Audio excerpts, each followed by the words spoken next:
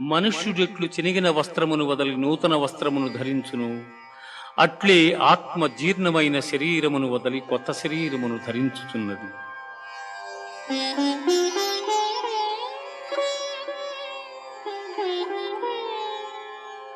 నైనం ఛిందంతి శస్త్రాణి నైనం దహతి పావకః నైనం క్లేదయంత్యాపో